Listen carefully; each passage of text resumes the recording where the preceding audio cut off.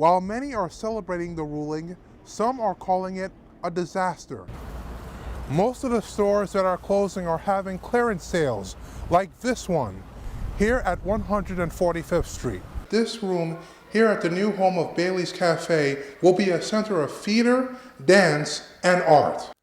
Last night at One Police Plaza, there were signs, chants, and alternative forms of protest, including rap songs, dances, and martial arts demonstrations. There's more ways to fight back than just protesting and marching. There's culture and art and music and love that can also do it. But at the same time, we also know it's a fight. People like Josmar Trujillo are leading protests around the country against police violence. Freddie Gray's death is the latest call to action. I think there's at least a faint hope amongst the protesters that someone out there is actually willing to listen. CUNY law professor Victor Good says the issue is something politicians have wrestled with for years. This isn't really a sort of a partisan question. These are simply basic facts on the ground. This is a reality that politicians can't escape anymore. As darkness fell, the party and protesting continued. The event was organized on Facebook. Our people have this already innately in them, and so it's just a matter of just tapping into that. I can't breathe with your arm on my neck. Stop! Trujillo says this won't be the last time he will do this. Stephanie Siegel has waited over a decade to find a place for Bailey's Cafe, where she enrolls 100 students per year. Soon, she will get that chance at the grand opening of her new space. It happens to all of us. We get stuck in a box sometimes, and it takes something extra to push us beyond our fear of stepping out of that box. Starting on April 25th, this room here at the new home of Bailey's Cafe will be a center of theater, dance, and art.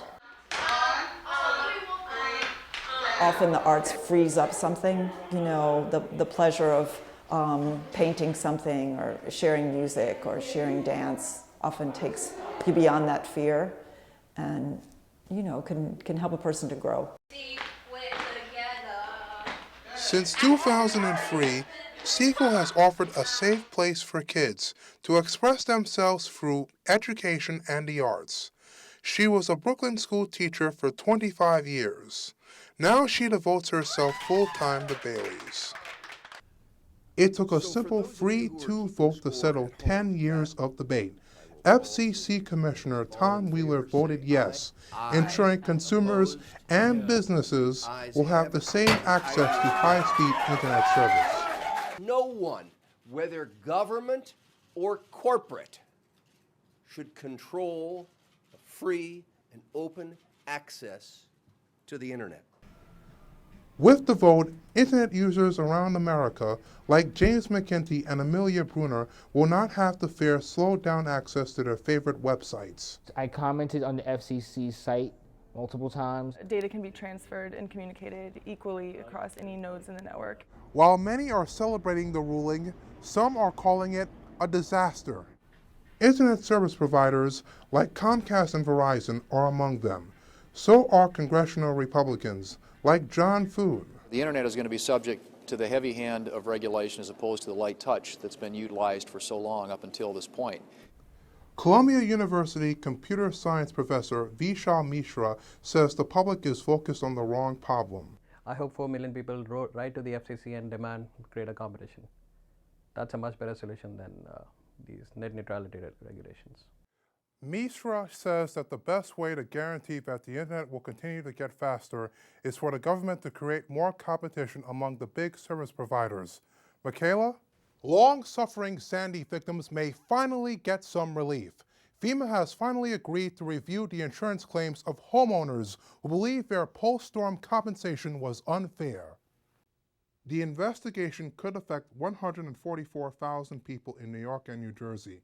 Many homeowners say insurance companies did not pay them enough money to rebuild their homes after the 2012 storm. Some victims say they received letters from FEMA asking them to pay the agency back extra relief money. The senators of New York and New Jersey helped put this deal together after several meetings with FEMA Administrator Craig Fugate. Senator Robert Menendez says this decision is, quote, a significant turnaround for people who were victimized by the storm, FEMA and the insurance companies. 2,200 cases surrounding Sandy relief claims are now in court.